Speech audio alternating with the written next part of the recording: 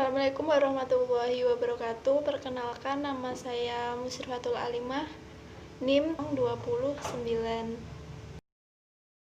Nama saya Fatmawati, saya NIM 46. Saya Susi Putri Ayu Lestari, NIM 63.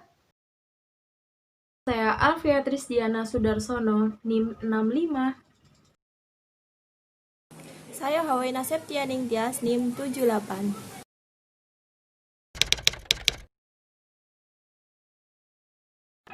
Alasan kami mengapa milih wilayah Papua sebagai pembuatan video pada tugas mata kuliah ekonomi sumber daya alam ini karena di pulau ini banyak memiliki sumber daya alam, baik itu sumber daya alam pulih maupun sumber daya alam tak pulih.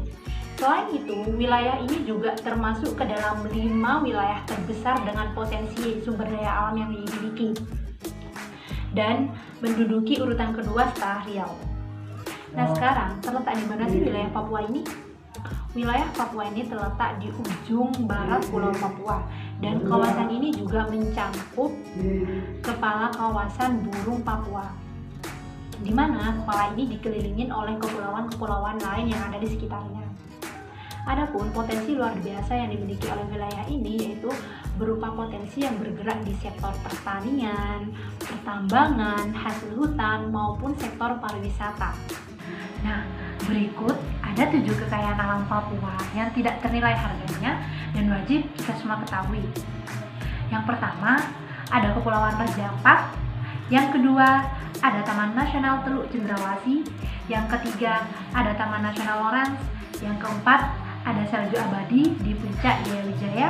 Yang kelima, ada Teluk Triton. Yang keenam, ada Burung Cendrawasih. Dan yang ketujuh ataupun yang terakhir, ada Buah Merah. Nah, contoh sumber daya alam tak pulih yang ada di wilayah Papua yaitu sumber daya alam batubara. Pengelolaan sumber daya alam batubara ini dapat dilakukan dengan berbagai macam cara. Yang pertama, pencairan batubara, dan yang kedua, katalis alam. Yang pertama yaitu pencairan batubara. Nah, pencairan batubara di sini merupakan proses merubah wujud batubara dari padat menjadi cair. Pencairan batubara ini pertama kali digagas oleh Belgius pada tahun 1931 di Jerman, yang kemudian diteruskan oleh Fischer-Tropsch pada tahun 1935. Dan proses pencairan batubara ini akhirnya berhasil dikembangkan di Afrika Selatan dan masih berproduksi hingga saat ini. Pencairan batubara ini dapat dilakukan dengan melalui 2 cara. Yang pertama, melalui proses Fischer-Tropsch, dan yang kedua, pencairan batubara secara langsung. Mekanisme Fischer-Tropsch ini dapat dilakukan melalui tahap gasifikasi, di mana batubara difragmentasi menjadi CO, CO2, H2, dan OH1 yang selanjutnya direkombinasikan dan menghasilkan produk cair. Selanjutnya yaitu pencairan batubara langsung, di mana pencairan batubara langsung merupakan proses mengubah batubara padat menjadi batubara cair dengan menambah hidrogen pada suhu tekanan yang tinggi dengan bantuan katalis. Gas hidrogen pelarut dan bantuan katalis diperlukan untuk menstabilkan fragmen radikal bebas sehingga membentuk fraksi minyak. Dan yang kedua yaitu katalis alam. Pemakaian katalis biji besi pada pencairan batubara biasanya ditambah dengan sulfur agar terjadi reaksi antara biji besi dengan sulfur sehingga membentuk perihotit. Nah, perihotit di sini yaitu merupakan fase aktif pada reaksi hidrogenasi. Sebenarnya ada banyak sekali sumber daya alam dapat pulih yang ada di sana, seperti terumbu karang, kemudian dari sektor perkebunan ada kelapa sawit, kakao, dan kemudian juga di sana ada hutan yang sangat luas, salah satunya hutan mangrove. Nah, di sini saya akan membahas tentang hutan mangrove yang ada di kota Jayapura dan bagaimana pengelolaannya. Jayapura memiliki mangrove di 3 perkampungan, yaitu Kampung Tobati, Egros, dan Nafri, yang berada dalam satu wilayah yang disebut Taman Wisata Teluk Yutefa. Ketebalannya yaitu 200 meter dari garis pantai dengan luas mangrove sebesar 984 hektar. Mangrove di Teluk Yutefa telah lama dimanfaatkan masyarakat baik sebagai bahan bangunan atau kayu bakar. Selain itu juga dimanfaatkan sebagai tempat pemijahan, pengasuhan, dan tempat makan bagi spesies komersil penting seperti ikan dan udang. Nilai manfaat dari mangrove sangat penting bagi perikanan terutama di Teluk Yutefa karena mendukung kelimpahan ikan, udang, kerang-kerangan, dan biota lainnya di kawasan pesisir pantai Kota Jayapura yang menjadi sumber mata pencaharian masyarakat setempat. Sebenarnya sudah dilakukan pengelolaan secara terpadu terhadap mangrove di Teluk Yutefa. Pengelolaan secara terpadu maksudnya pengelolaan sumber daya alam dan lingkungan dilakukan melalui penilaian secara keseluruhan atau comprehensive assessment, merencanakan tujuan dan sasaran, kemudian merencanakan dan mengelola segenap kegiatan pemanfaatannya guna mencapai pembangunan yang optimal dan berkelanjutan. Namun, kondisi mangrove di Teluk Yutefa saat ini sangat memprihatinkan. Luas lahan mangrove yang semakin berkurang diakibatkan pembangunan infrastruktur di kawasan tersebut menjadikan perekonomian masyarakat menurun. Hal ini dikarenakan hasil tangkapan laut yang semakin berkurang dan sedikit. Rekomendasi kegiatan yang dapat dilakukan yang pertama yaitu membuat kebijakan terkait pelarangan pemanfaatan secara besar-besaran. Yang kedua yaitu melakukan penanaman kembali mangrove bersama masyarakat. Yang ketiga yaitu melakukan sosialisasi kepada masyarakat tentang pelestarian mangrove. Dan yang terakhir yaitu melakukan rehabilitasi terhadap mangrove yang sudah tua atau rusak.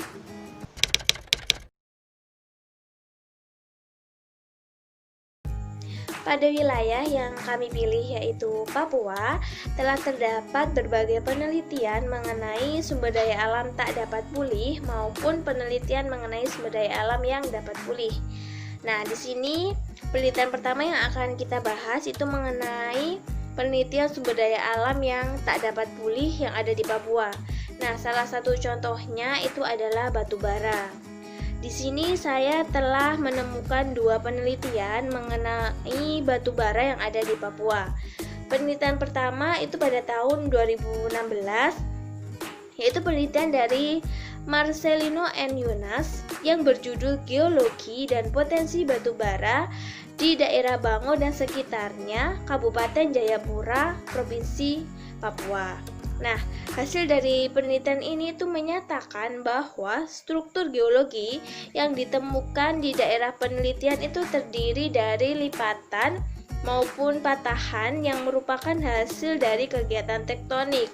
Nah, di sisi lain itu potensi batu bara yang ada di wilayah yang sama itu dapat dikelompokkan menjadi dua jenis, yaitu yang pertama adalah material batu bara sebagai hasil dari proses transportasi atau flowat atau ex situ, dan yang kedua adalah sisipan batu bara dalam bentuk lignit dan subbituminous yang tersisipkan dalam sigapan batu lempeng.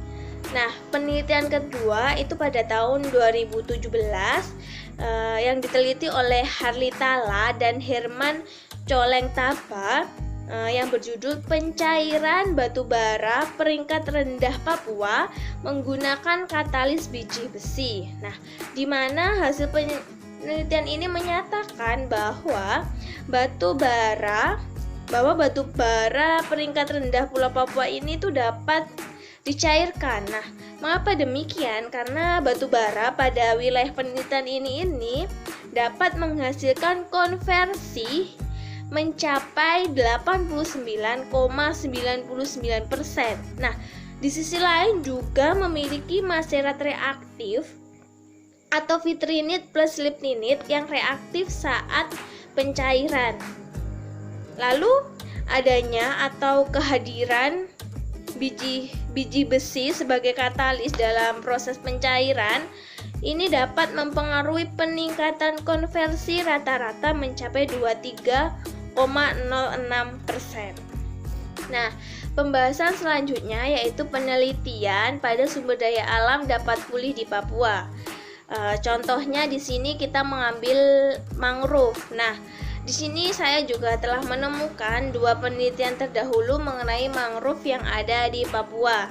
Nah, penelitian pertama ini pada tahun 2018 yang diteliti oleh Baigo Hamuna dan kawan-kawan yang berjudul Kondisi Hutan Mangrove di Kawasan Taman Wisata Alam Teluk Yutefa, Kota Jayapura.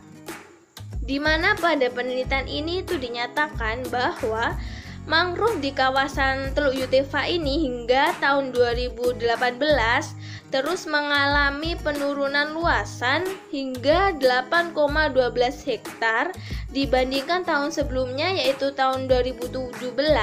Mangrove ini memiliki luasan seluas 233,12 hektar.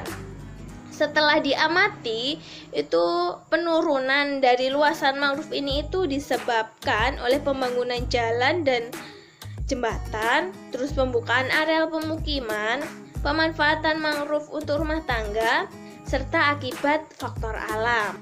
Nah, penelitian kedua mengenai mangrove ini pada tahun 2019 yang diteliti oleh Hendrikus Randongkir dan kawan-kawan dengan judul Komposisi Vegetasi dan Pemanfaatan Ekosistem Mangrove di Kawasan Wisata Alam Teluk Yutefa, Kota Jayapura. Nah, jadi penelitian kedua ini juga di wilayah yang sama yaitu di Teluk Yutefa, Kota Jayapura. Nah, hasil penelitian dari penelitian ini itu menunjukkan bahwa di wilayah penelitian ini ditemukan 10 jenis mangrove yang terdiri dari 7 jenis mangrove sejati dan 3 jenis mangrove asosiasi. Nah, biasanya masyarakat sekitar itu memanfaatkan mangrove ini sebagai bahan kayu bakar, bahan obat-obatan, bahan konstruksi, terus bahan pengawet untuk jaring ikannya, bahkan juga digunakan sebagai bahan cat perahu. Adapun biota laut yang berasosiasi dengan ekosistem mangrove yang dapat dimanfaatkan sebagai bahan makanan itu terdiri dari ikan, kepiting, dan karang. Nah, walaupun terdapat banyak sekali penelitian mengenai sumber daya alam yang tak dapat pulih maupun penelitian mengenai sumber daya alam yang dapat pulih di Papua, seperti yang telah saya jelaskan sebelumnya, tetapi di sini saya tetap ingin menyarankan sebuah penelitian lanjutan yang ada di Papua. Yang pertama yaitu penelitian lanjutan mengenai potensi batu bara peringkat rendah yang ada di Papua sebagai alternatif cadangan sumber daya alam tidak dapat pulih, serta pengelolaan yang tepat terhadap sumber daya alam tersebut dengan mempertahankan kelestarian alam dengan harapan ketersediaannya ini dapat berlangsung lama.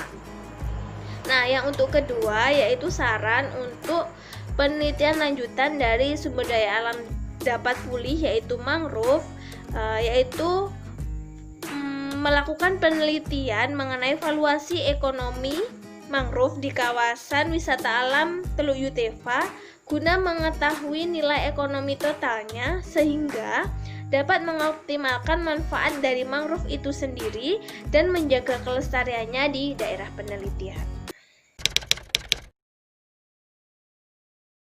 Untuk yang pertama, kita akan membahas mengenai kebijakan pemerintah Papua dalam pemanfaatan sumber daya alam dapat pulih. Seperti yang kita tahu, bahwa kondisi hutan mangrove saat ini di daerah Papua telah mengalami berbagai tekanan, seperti penebangan hutan mangrove untuk dijadikan bahan bangunan, kemudian kondisi sampah yang dapat mengganggu tumbuh kembang mangrove, serta biota laut yang ada di dalamnya. Sebelum kondisi tersebut semakin serius, maka diperlukan adanya upaya konservasi untuk melindungi dan mengatur pengelolaannya, sehingga dapat dimanfaatkan secara berkelanjutan dan juga dapat dirasakan oleh generasi-generasi yang akan datang. Pemerintah setempat, yakni pemerintah provinsi maupun pemerintah kabupaten, telah melakukan kerjasama dengan WWF Indonesia serta masyarakat untuk melakukan program KKP3K.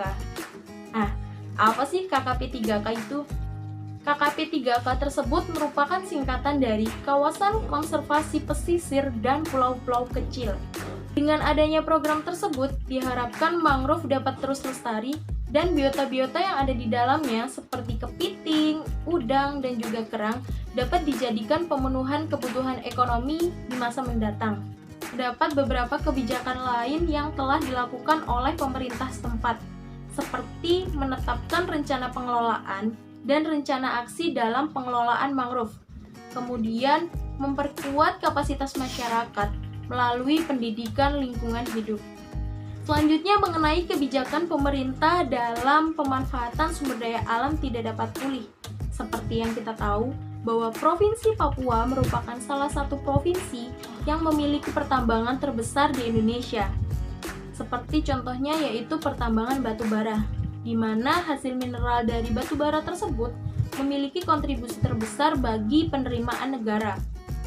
Dengan adanya kondisi tersebut, menyebabkan pemerintah mengeluarkan beberapa aturan atau kebijakan untuk pengelolaan pertambangan batu bara. Yang pertama yaitu penggunaan langsung batu bara. Yang kedua, pengubahan batu bara melalui pengolahan berikutnya atau conversion. Dan yang ketiga, peningkatan nilai batu bara melalui teknologi pembersihan batu bara atau upgrading. Selain itu juga adanya program gasifikasi. Namun tidak semua perusahaan pertambangan batu bara melaksanakan program tersebut. Hal tersebut dikarenakan adanya tantangan atau masalah dalam melaksanakan program. Tantangan tersebut yaitu besarnya investasi untuk program, dan kemudian harga batu bara dan harga produk hasil dari olahan program tersebut. Namun sebenarnya hal tersebut dapat diantisipasi dengan cara pemerintah memberikan insentif fiskal yang optimal dan kemudian memberikan kepastian harga produk akhir dari pengolahan batu bara tersebut.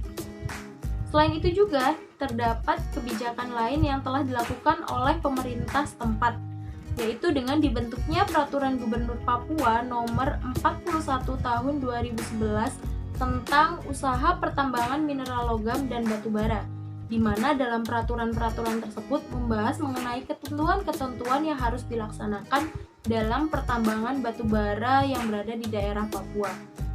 Kebijakan-kebijakan tersebut merupakan salah satu upaya yang dilakukan pemerintah setempat dalam pemanfaatan sumber daya alam dapat pulih dan sumber daya alam tidak dapat pulih.